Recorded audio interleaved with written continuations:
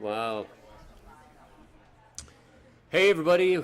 Happy 3 o'clock on Tuesday, July 9.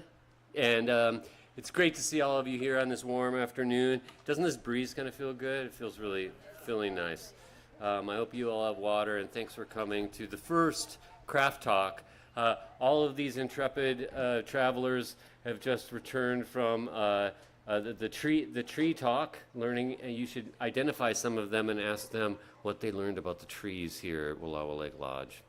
And then each afternoon, as you see in your program, we'll have something else. And what I did is I challenged our faculty, our teachers, hey, do any of you want to do some sort of craft talk or some sort of panel discussion on the theme of love? And the variety pack is nuts, as you've seen. Before I get to Sharma, tomorrow afternoon, Perrin Kearns is going to do a craft talk called Can We Learn to Love AI as Writers? Isn't that amazing? That's really cool. Then the program director from the Josephi Center of Arts and Culture in Joseph is coming in to do an art project. We wanted to bring more fun and activities into Summer Fishtrap this year in ways just to be silly and creative, and along with thinking deeply about things. Her name is Ariana Olson. She'll be here tomorrow afternoon. And then I encourage you to just look at the program for the craft talks that are coming up. There's some really good ones. Sharma's husband, Sam Mills, is going to talk. I'm really looking forward to these craft talks. So we'll get to it. And the idea of these is just to find ways to explore not only the theme, but your own work. You'll have opportunities to interact. I know that Sharma's going to put you to work over the next hour. And afterwards at 4 o'clock, we start the first open mic. I forgot to talk about this last night, but each afternoon at 4 o'clock, there's an open mic. There are 10 slots of up to 5 minutes. That includes any introductions or life stories. You get a 5-minute slot and to express maybe what you've been scribbling down today. Or something that inspired you. There's still a few spots left for today's open mic, but it's going to be daily at 4 p.m. Does that sound good? All right. So I'm really excited that my pal Sharma's here again at Summer Fishtrap this year, and I hope you get a lot out of the discussion. This one is called, what did we call it? Love is a Fairy Tale. Okay, come on, Sharma. Give her a hand.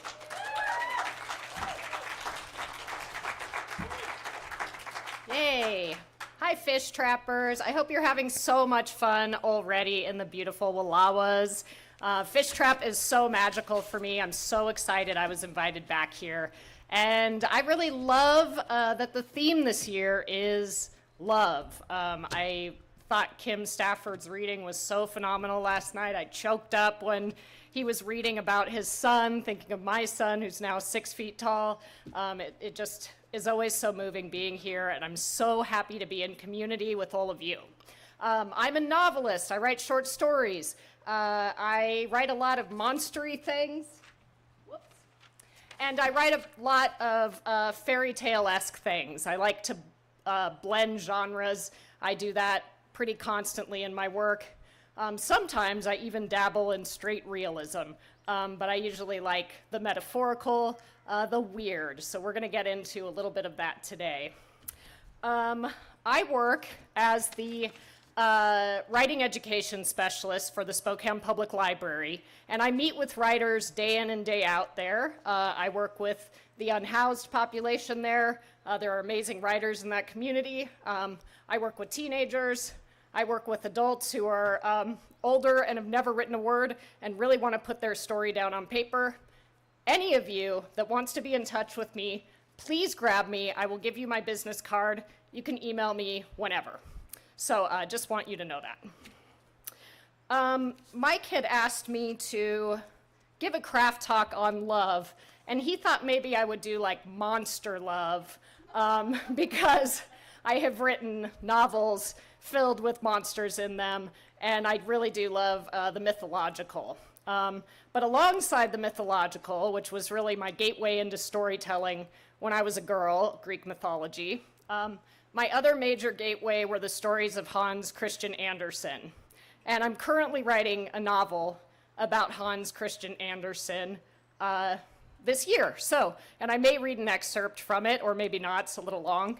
But I think about fairy tales and the strength of fairy tales day in and day out. And I think even more than mythology these days, fairy tales really inspire me. And I'll talk a little bit about why. So I did hand out a worksheet, and it looks like I didn't have enough for everybody here. If you didn't get a worksheet, feel free to couple up with someone who does have one. It's not necessary, it just has some visuals in it. I can email it to anyone who wants a copy to take home with you. So again, just grab my business card and email me and I'll send you a copy. So here is what I like to learn from fairy tales. Storytelling for me has always been about survival. Brave, troubled, vulnerable characters in fairy tales, children and adults alike, must and do make their way through an inherently dangerous world. And you can think of the prime example of this, Hansel and Gretel. This is not make-believe. Children are harmed day in and day out in our world. I don't know if people have read the recent news that's just dropped about Alice Munro and what happened to her daughter when she was 9 years old. You can Google it, but children are harmed, children are not believed, and that is something that I really wish deeply would change about the world. One thing I love about fairy tales is they don't shy away from that. And you have to see children be exceptionally resilient in the face of the depravity of adults in their lives. We can also imperil our characters, not because we are cruel to the characters, but because we are courageous as writers and we acknowledge the courage of others. That's something I think is absolutely beautiful about the fairy tale-esque. We can also be fearless in writing action. In fairy tales, action is constant. You're not going to get your run-of-the-mill, this is a horrible thing to say, and maybe I'm judging it too much. I did go to an MFA program, but it's not going to be an MFA story where nothing really happens except character development, right? Things are happening. There is extreme action, one from the next to the next, and they are fearless in how that's addressed, the authors of fairy tales. So we'll look at that too. The presence of the natural world is really important for the fairy tale. You can note in fairy tales their random specificity. And we're going to talk a little bit about Kate Bernheimer's forms for fairy tales, because that's going to become really important to our reading of a couple of the passages of fairy tales I've brought here today. One of those forms she talks about is abstraction, which means indistinct language. So settings are not described the same way a Pulitzer Prize winning novelist might describe a setting. The details are very scant. We have very few details of what people look like, of what the setting looks like, but every now and then in a fairy tale you get a very specific flower mentioned, a very specific type of tree, a very specific color, and it pops off of the page. And that's another thing I really love about fairy tales and the contrast they provide. Confidence and tone in fairy tales. Two of the forms we'll discuss that Kate Bernheimer mentions are intuitive logic, which is the lack of interest in explaining why things are happening the way they are. Thumbelina is born. She is the size of a thumb. That's not explained. It just is. We're dealing with it, people. It's happening. And normalized magic. Enchantment is not astounding. The fantastical is accepted by the characters without comment.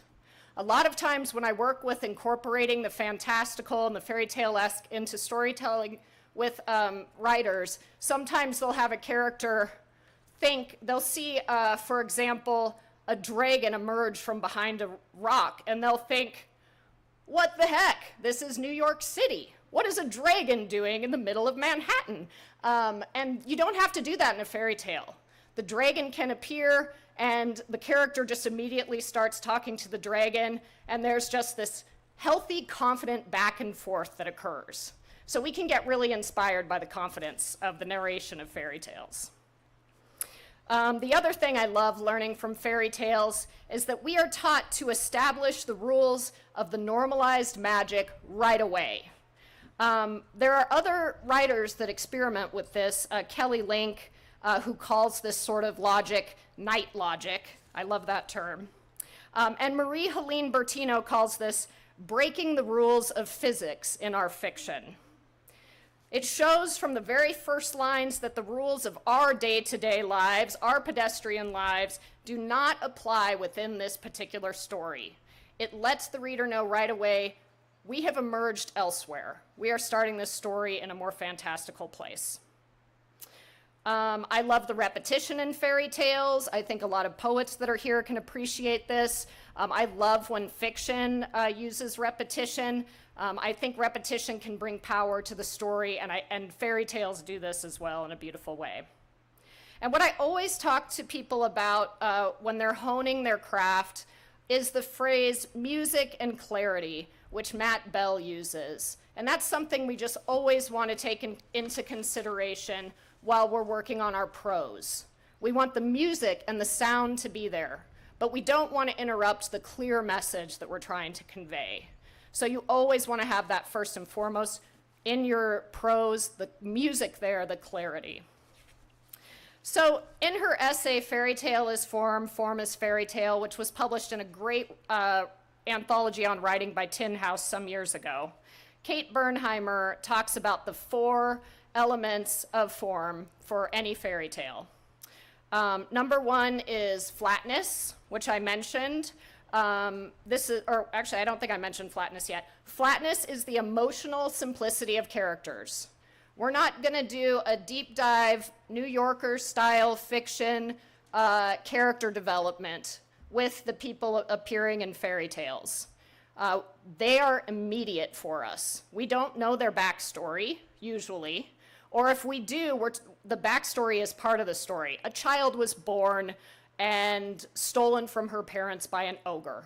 That might happen in the story, but we aren't introduced to a character occurring in the present who then says, a long time ago when she was a child, she was kidnapped by an ogre. That typically does not happen in a fairy tale. So flatness, we just have emotional simplicity from the characters. We don't understand their motives exactly. And all we know is that they are moving forward in that brave way that they do against the adversity of their world. 2, the second form is abstraction, and that is the indistinct language that I mentioned. You don't have to get really detail heavy. Number 3, intuitive logic, lack of interest in explaining the why of occurrences. And this is really connected again to that confidence we have in our narration. And 4 is normalized magic. Enchantment is not astounding. The fantastical is accepted by the characters without comment. So I'm going to read to you just a couple of examples of older fairy tales, and we can see some of these forms at play. If you recognize a form happening, please feel free to raise your hand, and I may call on you to say what of those 4 forms is happening there. So this is from Wild Swans, which is by Hans Christian Andersen. Hans Christian Andersen developed some fairy tales that he had heard from his father as a child, but then he went into them and made them, gave them a lot more details, and Wild Swans is one of those. He also created brand new fairy tales like The Ugly Duckling, like The Traveling Companion, like Little Mermaid. But in Wild Swans, this was a fairy tale that existed before Hans Christian Andersen, and he doctored it a bit. And this is in the middle of the story. The old woman said, "Take courage, Elisa. You must pick stinging nettles and break them up with your feet. Weave the nettles into 11 coats." Yeah, what did you see there? Oh, there's just a fly around my head.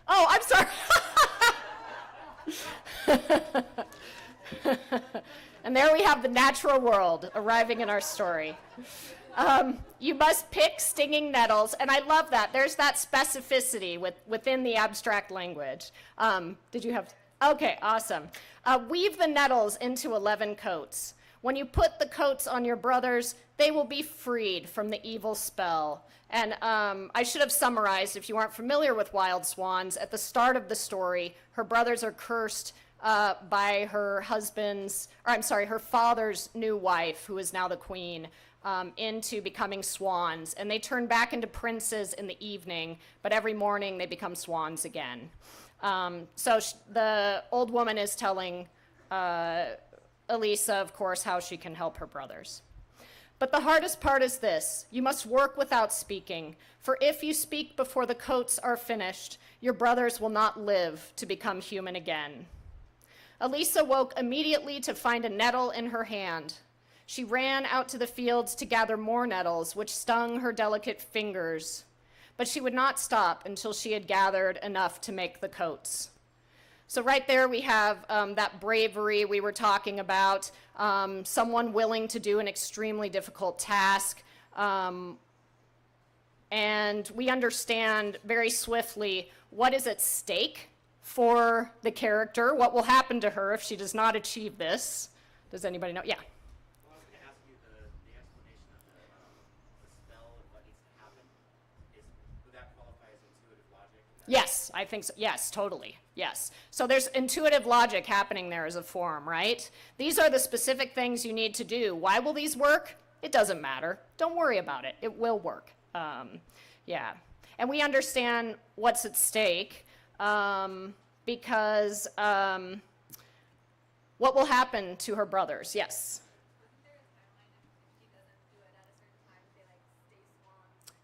Yes, they will stay swans forever. They will never become human again. That's right.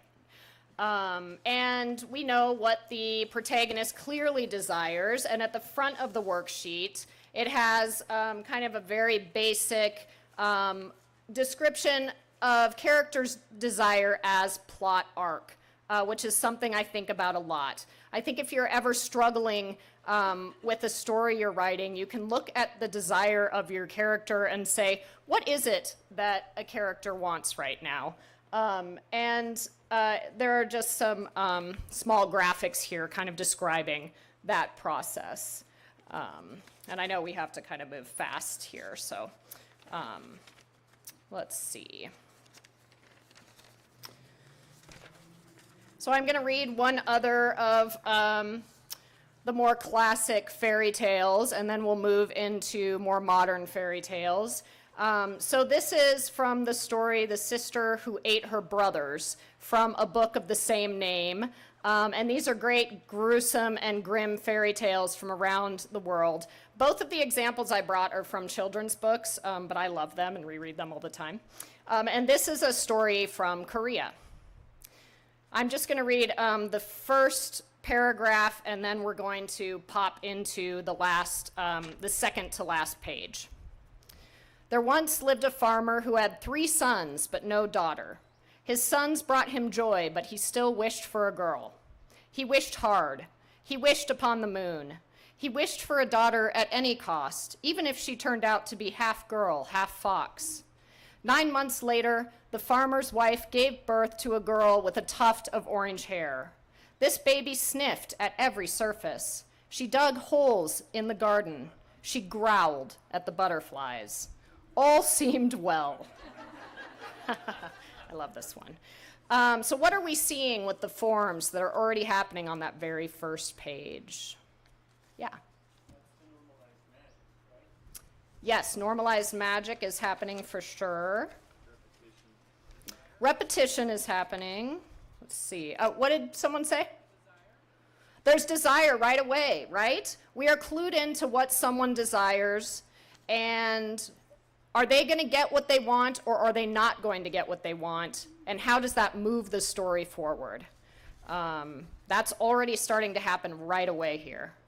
What else do we see happening with the forms? The flatness, thank you. Yes, Do we know a lot about this farmer? We don't. We don't know, for example, why he might wish for a girl other than boys. It doesn't matter. We don't know really anything else about his life, except that he is a farmer. But that all is inconsequential for the story. So yes, that flatness is really important. We're going to move forward just a little bit to, this is the second to last page of this, and I'm not going to read you the exact ending here because I don't have that part on here. But I want you to notice how the desires have shifted, where the perspective has turned, and I want you to see what other forms are happening here. When their bellies were full, the two brothers fell asleep. The house was so quiet as no one else was home. The farm was also quiet as all the cows were gone. Nothing could disturb them, not a thing, and yet. And this is after the brothers have all taken part in eating a stew that their sister has made for them.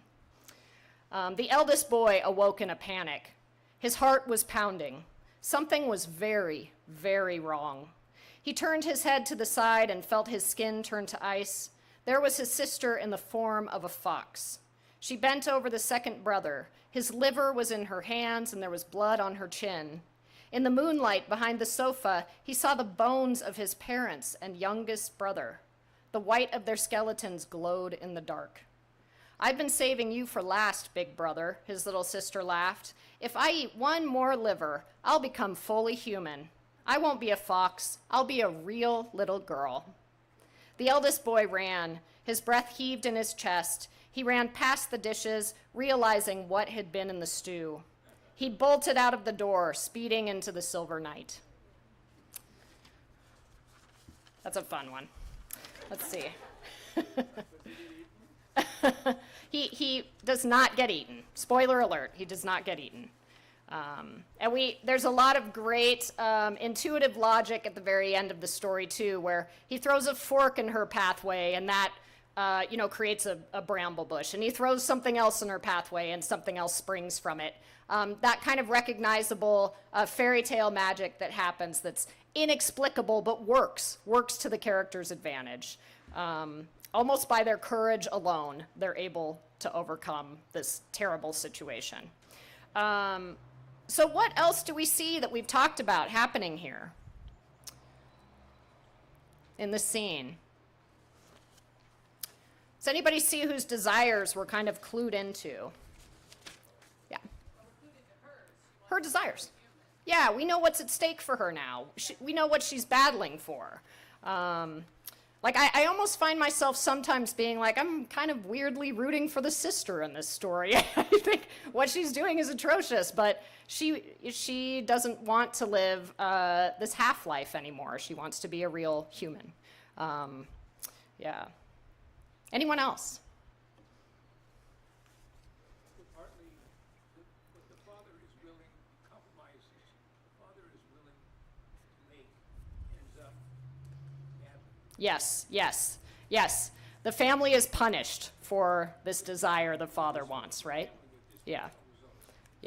And we have that very specific animal coming into play, the fox, and the tuft of orange hair in it. And that's that one color we're given, right? That just in this almost bleak landscape that's not super well defined, that color pops for us. And for some reason, I can visualize fairy tales in such a profound way. And I think that's one reason I was really drawn to them when I was a child as well. So I love seeing that there. Okay, we're going to look at a couple of examples and then that are current examples for me of people that are employing some of these fairy tale forms in their work. And we'll see if you agree, if you see one of those forms happening. And then we're going to write our own fairy tales here. So the first one we're going to look at is Sinners, Saints, Dragons, and Haints in the City Beneath the Still Waters. And this is by a fantasy writer named N.K. Jemisin. Has anybody read N.K. Jemisin? A couple people. And this is from Uncanny Magazine. And what I would love for people to do is when you see the normalized magic and intuitive logic, I think they happen somewhat simultaneously. When you see those happening, just shoot your arm up, or when you hear it.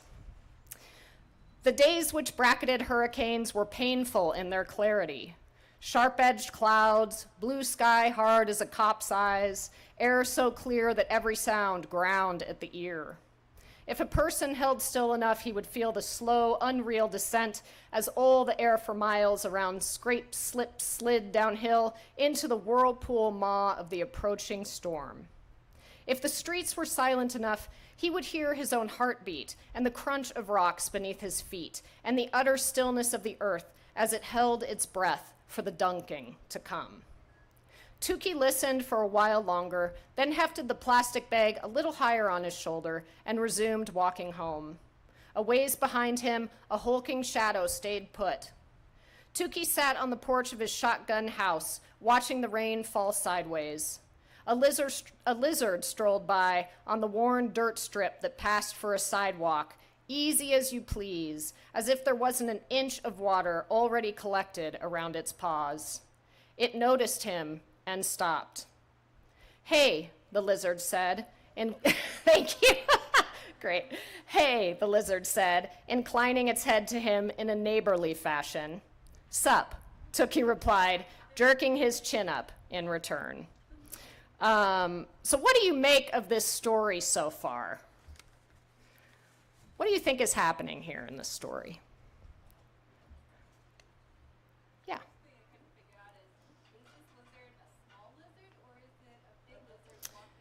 You know, it says a hulking shadow. So I think this is a big lizard. I am not sure yet.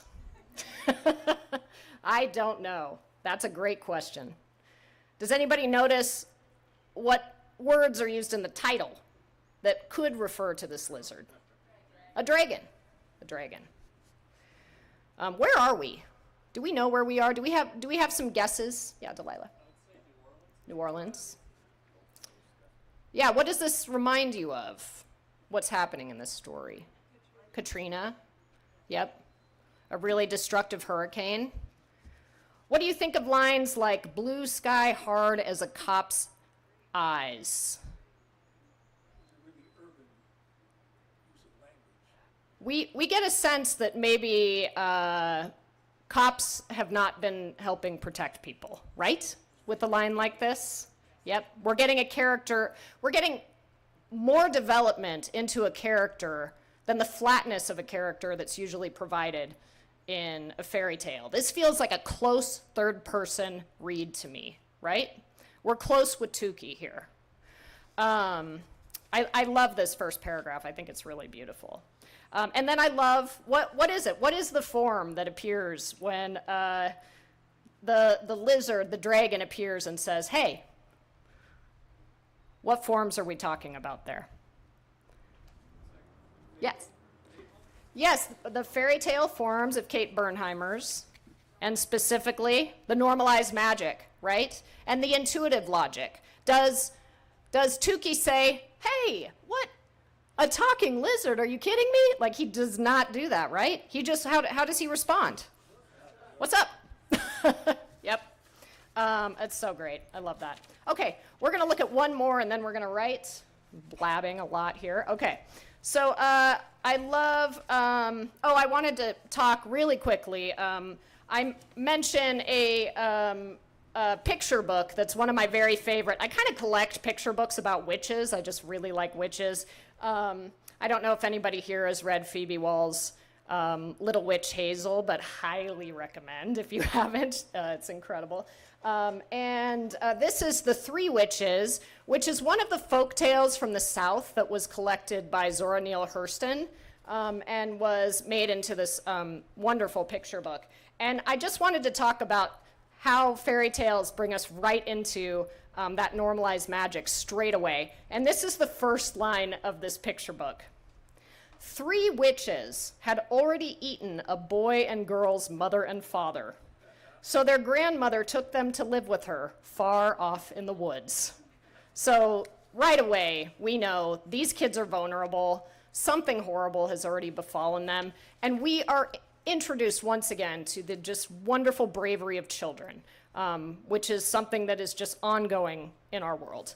And again, something I hope at some point we just will take care of children right from the very beginning, and there won't have to be that resilience constantly. Anyway, okay, so we're going to look at Sophia Samatar's The Moon Fairy. This is just the start of this story. You can find the story online. It's wonderful. And I'm teaching a different one of her stories later in the week that's wonderfully confusing. It totally makes people say, what in the heck does this mean? But this story is a little more straightforward. When the Moon Fairy arrived, blown in through an open window one summer night, we were all surprised by how much it resembled Sylvie. Of course, it was much smaller, no longer than Sylvie's forearm, the perfect size to take its place among her forgotten dolls, but its small, shimmering face was a tiny image of hers, like a portrait cleverly formed from beaten tin. The fairy was found against the bookshelf, lying on Sylvie's discarded bathing towel, fast asleep with its wings folded along its back. Despite the astonishing grace of its form, it was clearly alive and breathing. When it woke up, it yawned so prettily, we all gasped. Thus began the time of the Moon Fairy. At first, we thought it would fly away and left the window open for that purpose, but it seemed comfortable in the house and soon took to sleeping on Sylvie's pillow, using her long hair for a blanket. During the day, it was rather paler than at night, almost transparent. After it startled Mother on the stairs, nearly causing her to lose her balance, she complained about it for a week. "Control that thing," she said. Sylvie made it a little frock of red worsted with openings for the wings, in which it flitted about as gaily as a kite. She also sewed minuscule undergarments for it and a red cap with a bow, from under which its bright hair billowed like candy floss. It submitted to being dressed without complaint, closing its eyes. Sylvie taught it to eat cracker crumbs from her finger. So this is the start of that story. And what do we make of this story? What do we think this story, let's see. I think what I'll ask first is, what forms do we see happening here, or what forms do we not see happening of those four fairy tale forms? Normalized magic again. Yes. Intuitive logic again. I love this. When the Moon Fairy arrived, blown in through an open window one summer night, they don't say, "We were all surprised that a flippin' fairy showed up." They say, "We were all surprised by how much it resembled Sylvie." So why didn't it look just like some weird random fairy? Like, why is it looking exactly like who I presume is the sister? What do you make of that? What do you think is starting to happen here? Yeah. Sounds like a changeling. Changeling? Yeah. Something supernatural replacing. Yeah. Yeah, I think there is something like that happening here, a changeling. Metaphorically, what might that mean? Yeah. It seems too good to be true. Like it can't, it's not a human, and we know that, so therefore, like, why are we trusting it as if it might be? So Sure. maybe it's creating like a sense of dread, maybe. Just Sure. We don't know the stakes yet. Yeah. Yeah. But because it looks, has a face like hers, it's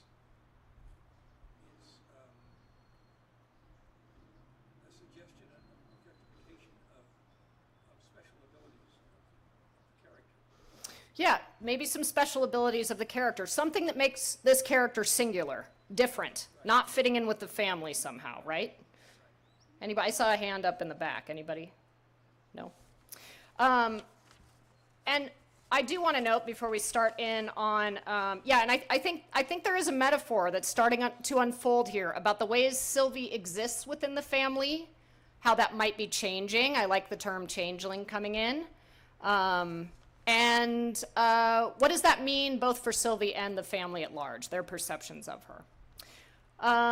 So I want to return to the idea of abstraction. Do we see that indistinct language happening here? No. This is a more literary story, right, than a fairy tale-esque story. We have really rich language happening. And there's a lot of it in that second paragraph especially. We're given a much more vivid detailing of the world at large. So this is just something I want you to know as writers. As you explore with and have fun with certain fairy tale forms, you can subvert others and not use those. You can bring literary forms and fairy tale forms, other forms from other genres together and have fun seeing how they play together on the page. And there are writers out there doing that, like these two writers, in really beautiful ways. So what we're going to do is we are going to, I hope you brought a pen and paper.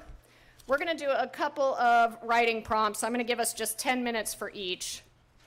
And we are going to think again about the start of Sofia Samatar's short story, The Arrival of the Fairy.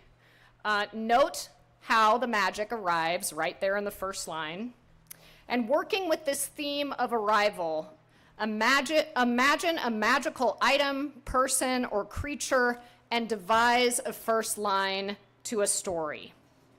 And you can extend from that first line onward. So put emphasis on your first sentence's verb. How does the magical being arrive? In the Sofia Samatar story, we have, it was blown in through the open window one summer night. It suggested it maybe didn't even come there on purpose, right? It didn't fly in.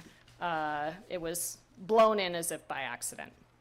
How does, let's see, how does the arrival affect the desires of the characters within the story? Keep that in mind as well.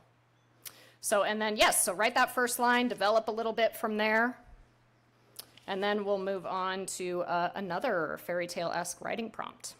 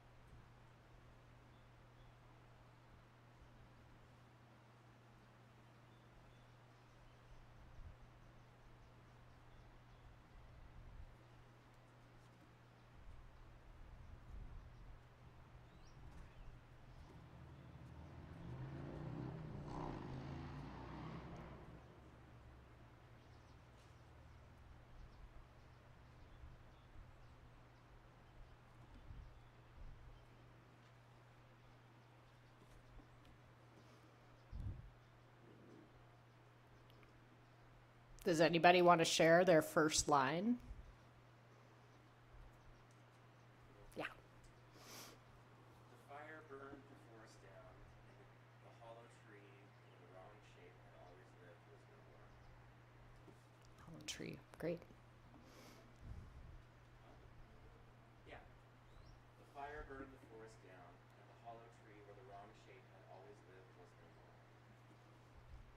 Intriguing. What is that wrong shape? I haven't decided yet. That's so cool. I love that. When Ma went to light the wood stove, she saw the match standing in front of the stove, its head burning. Wow, cool. A match that is alive. Wonderful. Kim. When the floodwaters receded, a chest was seen on the shore that hummed the kind of light that made the children shield their eyes. Cool. Love that. Visualize that. Yeah. Sergeant Strucky trotted up to the boys, the three boys, and immediately began to berate them. Do you call that the position of attention? My mother could stand straighter than that, and she was a bitch. Okay. Oh, got it. Okay. Got it. Okay. Awesome. Thanks, Kevin. Kirsten. The elves stumbled into the bar, and that was surprising enough to get our attention because everyone knew elves were as graceful as they were light, but no one would accuse this one of blowing away in the wind. Awesome. Elves in a bar. I like that beginning. That's great. Yeah. The second story Allie told me was about the goblins. Wonderful. I like that you say the second story too, instead of just the story. Little bit of intrigue, extra intrigue. Yeah. When the wild hare came back to life while the two children waited for their mother to reemerge from the house, two older cousins who had shot it just to scare the youngers were long gone, their motorcycle engines just a faint rumble down the distant gravel roads. Yes. Awesome. Wild hare comes back to life after the cousins shot it to scare their younger cousins. It's awesome. When the great oak tree shook and dropped one acorn on that windless afternoon, Maxie knew what to do next. Very cool. Awesome. And I love we have the acorn, the specificity there too. Yeah. Package was delivered between 10 and noon. No one had ordered it, though it came in the typical box. Awesome. Twilight Zone sounding. That's great. Great. I love these. All right, so we're going to do one more. And before we do that, I just want to say I'm talking a lot about character desire. When you are writing fiction, please know that character desire is a very, having a story kind of circle around character desire is a very Western European style of storytelling. And there are a lot of different ways to tell a story, as evidenced in this wonderful essay I read by a writer named Matthew Salises. He has a book out that's kind of talking about maybe some of the problems with MFA and writing programs and how those could be addressed. And I really love his work, and I think it's called Craft in the Real World. So if you want to check out his work, he talks a little bit about this. There's also a wonderful essay he wrote on the subject of character desire and how that can be subverted, and stories can be different from that too.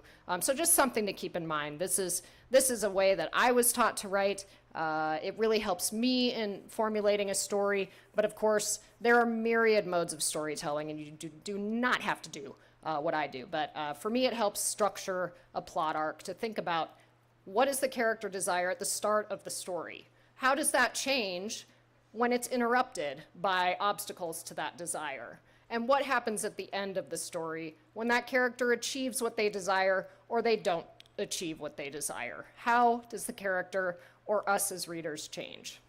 And the last thing I want to say before we do our last prompt is I have just a little list here of things to think about while you're writing fairy tale-esque pieces.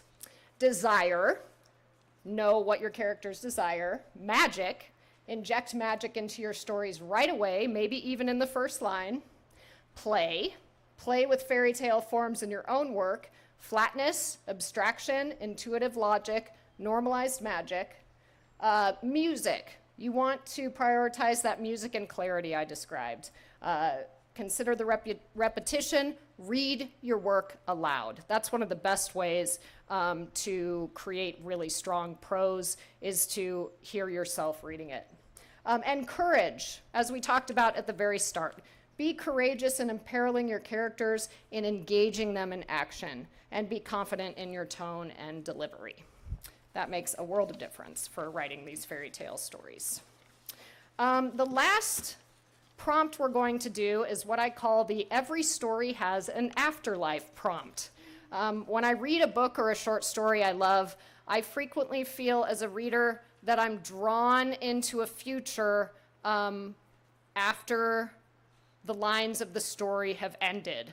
I imagine what the world might be like for that character following the blank page at the very end of the story. So I want us to think about Wild Swans again. At the end of Wild Swans, the youngest brother receives a tunic without a completed sleeve. His sister didn't have time to do all 12 tunics for her brothers. So there's a sleeve that's not on the last one. So when he receives the tunic, his arm does not change back. I mean, it's not an arm, it's a wing. He has one wing. So we are going to write a story about this youngest brother who has a wing for an arm. Or if that doesn't suit you, you're welcome to take a different fairy tale character and write the afterlife story for them. What comes next for that character after the Hans Christian Andersen version or the Grimm fairy tale version ends? Every story has an afterlife. And then when you're writing this character, surprise us with what this character desires. Maybe he doesn't desire to have an arm back. Maybe he wants something else. Surprise the reader. And play with one or two of Bernheimer's forms if you like. You're going to have to if somebody has a wing for an arm. It's just going to happen, that normalized magic. So yeah, go ahead and write.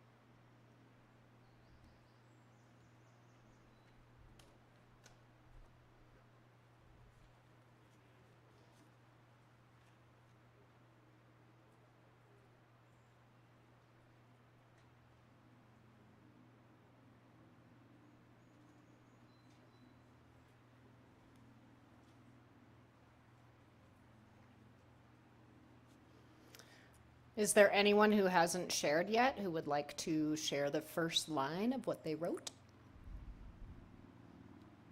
Or a line? Yeah. So I named my brother Matthew. I don't know what his name is in the story or if he has one. Matthew's only complaint about the wing was its color. The dirty white did not match any of his outfits. That's great. I love the humor there. Yeah, Lila. You don't have a cat, do you? Prince asked, crinkling his wing in one hand. Great. You don't have a cat, do you?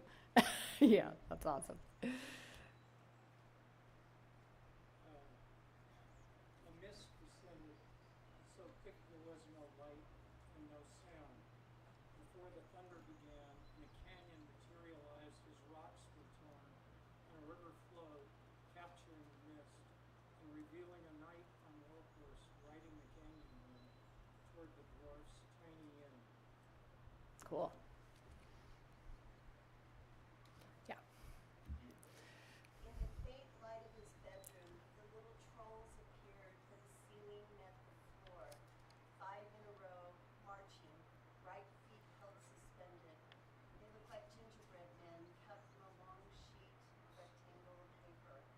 But he heard their giggles and chortles in his ears when he lifted his head and from his pillow. Can't read my writing. Wonderful. Love that. Megan. Okay, Hansel and Gretel instead. The children in the witch's stomach possessed tiny hearts.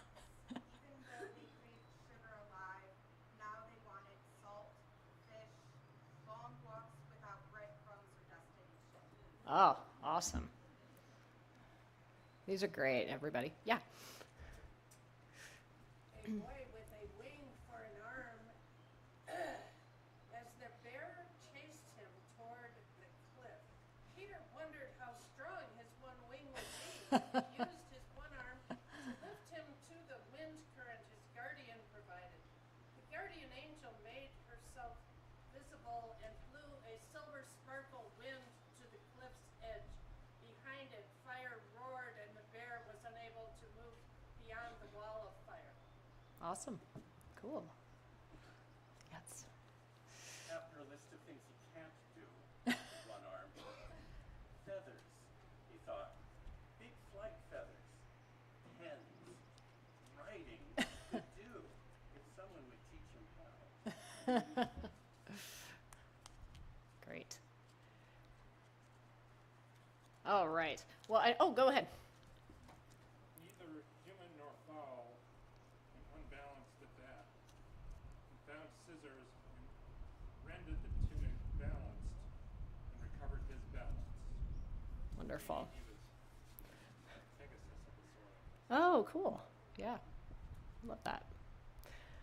All right. Well, thank you all. I think we're going to stop here. We have the open mic happening. If you are reading at that, it starts right at 4. So I will scoot off the stage here so they can get ready for that. But I just want to thank you all for writing with me today, and I hope you have so much fun working with fairy tales and enjoying Fishtrap this week.